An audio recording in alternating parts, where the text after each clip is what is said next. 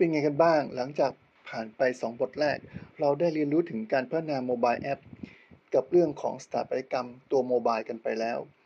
ถ้ายังไม่เข้าใจก็สามารถกลับไปทบทวนดูใหม่ได้ส่วนในบทที่3นี้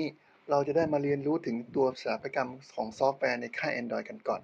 แล้วค่อยไปเรียนรู้ของค่าย iOS กันต่อเรามาเริ่มเรียนรู้กันด้วยกันเลยนะก่อนอื่นมาทำความเข้าใจพื้นฐานของตัว Android App กันก่อน โดยทั่วไป Android App จะเขียนด้วย Java แต่ก็นั่นแหละไม่เสมอไป อาจจะมีในกรณีที่พัฒนาแปลงภาษามาจากทูลเจ้าอื่นได้ ไฟล์แอปเมื่อเขียนโปรแกรมแล้วก็ทำการส่งออกมาเป็นแอป จะได้ไฟล์ออกมาเป็นนามสกุล .apk ใน Android App จะมีการลงลายเซ็นดิจิตอลหรือ Digital Signage ก่อนจะทำการ Publish ใน Google Play หรือ Install ในเครื่องเพื่อเป็นการ Verify Identity ตัวผู้พัฒนาว่าเป็นใครเป็นผู้ Publish แอปและตัว Digital Signature นี้สามารถดีบักเพื่อรับรองใบ Certificate ที่มีมาตอน Install ได้แต่ตรงนี้ก็ต้องออกแรงหน่อยว่าจะดีบักกันไปทำไมก็ต้องฝากไว้ให้ศึกษากันเพิ่มเติมAndroid OS เป็นระบบปฏิบัติการ Linux แบบหลายผู้ใช้หรือ Multi-User เมื่อทำการติดตั้งแอปแล้วก็จะมี User ID ของตนเองแต่ละแอปจะมีกระบะทรายหรือ Sandbox เป็นของตัวเองเพื่อจะได้ให้มีการกำหนดสิทธิ์การอ่านเขียน Read Write เฉพาะกับไฟล์ได้อีกประการแต่ละแอปทำงานใน Virtual Machine ของตนเองโค้ดของแอปทำงานแยกกันจากแอปอื่นๆดังนั้นแต่ละแอปจึงมีการประมวลผลแยกกัน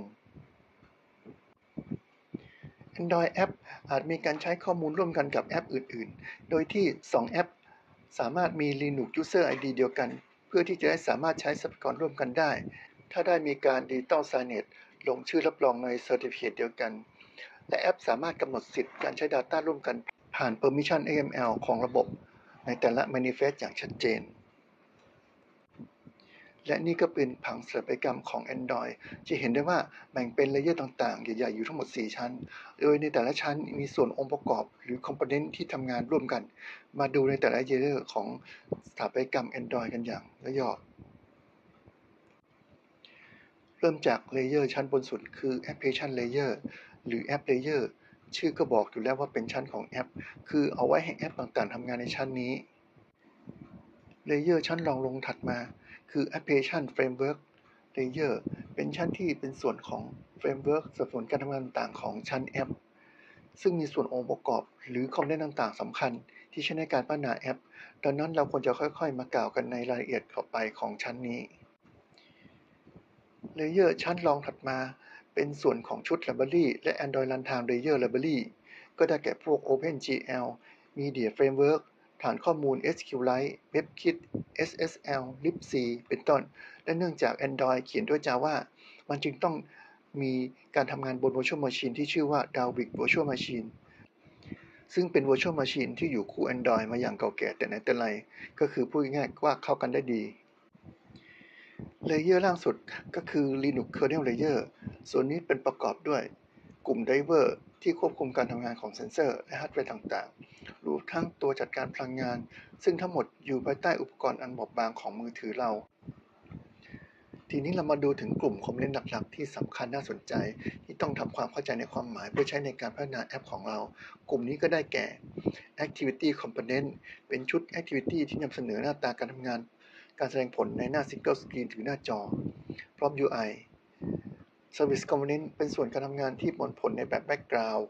Content Provider Component เป็นส่วนจัดการคอนเทนต์และจัดการการเชื่อมโยงไปหาส่วนของข้อมูล Broadcast Receiver Component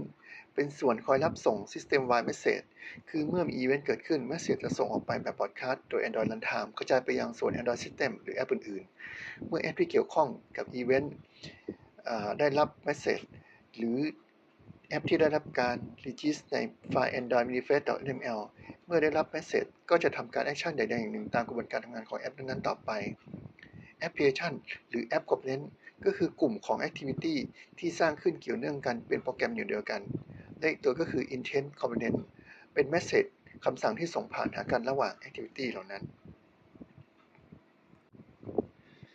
อย่างที่ได้กล่าวไปแล้วโดยแนวคิด Activity คือส่วนนำเสนอหน้าตาการทำงานของหน้าจอหรือที่เรียกว่า Single Screen พร้อม UI ของแอป ในอีกความหมายที่แท้จริงแล้วแอปก็คือชุดของ Activity ที่ทำงานเกี่ยวเนื่องสัมพันธ์กันและเมื่อพิจารณาถึงรายละเอียดในแต่ละ Activity จะมีทั้งหน้าจอสกรีนการแสดงผล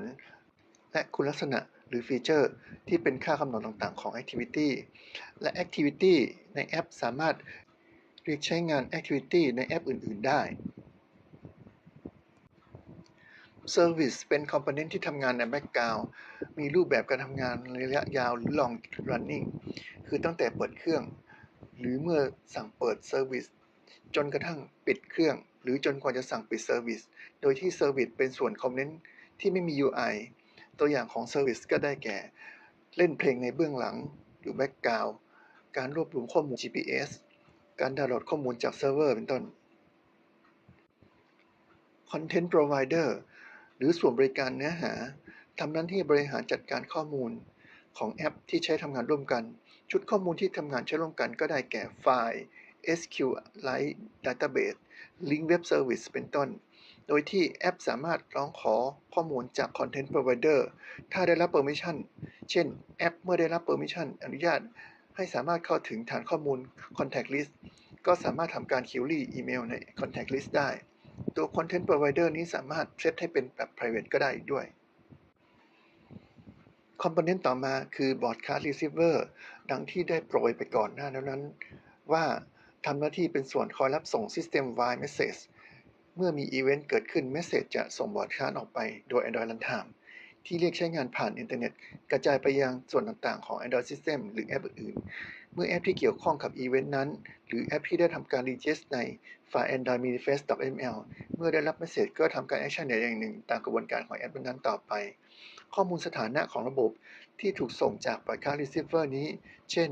Turn on Screen off Low battery Phone call incoming เป็นต้นและโดยปกติส่วน Broadcast Receiver นี้มักจะไม่มี UI แต่เราสามารถเห็นได้จากการเตือนที่แสดงอยู่บนสถานะของ Status Bar ได้ Component อีกตัวก็คือ Intent เป็น Object ที่ใช้จัดการ Runtime ระหว่าง Component หรือ Activity ด้วยกันโดยใช้การส่ง Message เพื่อทำการร้องขอการดำเนินการอย่างหนึ่งจาก Component หรือ Activity อื่นๆในระบบ Intent ยังรวมไปถึงตอนที่เรากำลังคลิกแอปแล้วระบบทำการส่งข้อความ Intent เช่น Please start up your app ออกไปด้วยในเรื่องของ Intent Component นี้เราสามารถที่นำคุณสมบัติความสามารถของ Object นี้มาสร้างการเรียกการผูกต่อแอปหรือ Connected App จากความรู้ที่ว่าแอปนั้นสร้างขึ้นมาจาก Activity Service ต่างๆและมีตัว Intent เป็นตัวเรียกใช้งานจึงเป็นเรื่องง่ายที่จะสร้างฟีเจอร์ต่างๆให้แก่แอปโดยใช้ System Component ต่างๆที่มีอยู่แล้วเช่นถ้าเขียนแอปเกี่ยวกับถ่ายภาพและต้องการถ่ายภาพก็สามารถทำการ query หรือร้องขอจาก Camera Activity เพื่อควบคุมการถ่ายภาพเมื่อถ่ายภาพเสร็จก็ทำการส่งผลลัพธ์ภาพถ่ายกลับคืนมาเป็นต้นซึ่งทั้งหมดนี้ถูกจัดการผ่าน Intent ของระบบนี่แหละ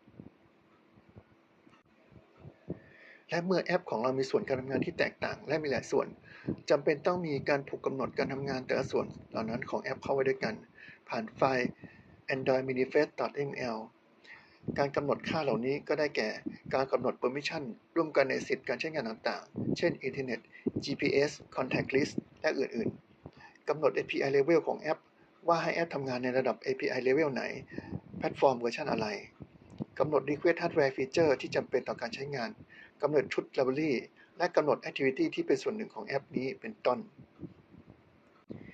ในบทนี้เราพูดถึงตัวสถาปัตยกรรมของ Android และ Component หลักๆกันไปบ้างแล้วทีนี้เรามาดูถึงโครงสร้างโฟลเดอร์ของ Android App Project ใน Android Studio กันซึ่งเป็น tool มาตรฐานในการพัฒนา Android App โดยถ้าไม่หนีไปไหนก็จะมีโครงสร้างโฟลเดอร์ตามนี้จะมีโฟลเดอร์หลักๆอยู่3โฟลเดอร์ก็คือโฟลเดอร์ Manifest ภายในเก็บไฟล์ Android Manifest.ml ที่เรากล่าวถึงบ่อยๆโฟลเดอร์ Java ภายในเก็บไฟล์ Java Source Code โฟลเดอร์ REST คือย่อมาจากคำว่า Resource เก็บไฟล์ที่เป็น non code ไว้เช่นเพลงรูปภาพข้อมูลต่างๆซึ่งถือเป็น asset ของโปรเจกต์ยังมีโฟลเดอร์ย่อยอยู่ภายในเก็บไฟล์ XML layout UI string และอื่นๆอีกโดยแยกเก็บตามประเภทของไฟล์แนะนำควรหาเวลาศึกษาโครงสร้างโฟลเดอร์ไฟล์ต่างๆและการใช้งานเพิ่มเติมซึ่งมีประโยชน์มากในการนำไปพัฒนาแอปของเรา ทีนี้เรามาดูถึงวัฏจักรของแอปกันบ้างก็จะมีวงรอบสถานะตามนี้เริ่มตั้งแต่แอปถูกเรียกใช้งานก็จะมีสถานะการ create เพื่อสร้าง instance ของแอปขึ้นมาแล้วเข้าสู่สถานะ start เพื่อทำงานซึ่งโผล่ให้เห็นในหน้าจอจากนั้นยังคงสถานะ resume ทำงานให้เห็นต่อจนเข้าสู่สถานะ pause เพื่อพักอาจจะยังเห็นอยู่บางส่วนจนเข้าสู่สถานะ stop ก็คือหยุดการทำงานซึ่งจะไม่โผล่ให้เห็นและสุดท้ายก็เข้าสู่สถานะ destroy ก็คือทำลาย instance ของแอปเพื่อคืนพื้นที่หน่วยความจำให้แก่ระบบภายในระหว่างที่แอปทำงานอาจจะมีการเปลี่ยนแปลงสถานะไปมาให้เห็นบ้างไม่เห็นบ้างเป็นไปตามวัฏจักรสถานะของแอปดังในรูป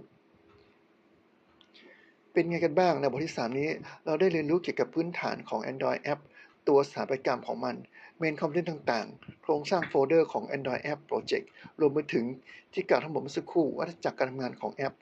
ซึ่งทั้งหมดนี้เป็นเพียงการนำมาประมวลผลเพื่อถ่ายทอดความรู้ให้เข้าใจกันเบื้องต้นยังมีส่วนที่น่าศึกษาอีกมากมีประโยชน์นำไปใช้ในการพัฒนาแอปหากสนใจก็สามารถค้นหาข้อมูลเพิ่มเติมและต่อยอดทดลองเขียนแอปด้วยตนเอง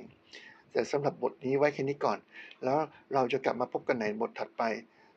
ส่วนจะเป็นเรื่องอะไรติดตามกันต่อได้ที่นี่ในตอนถัดไป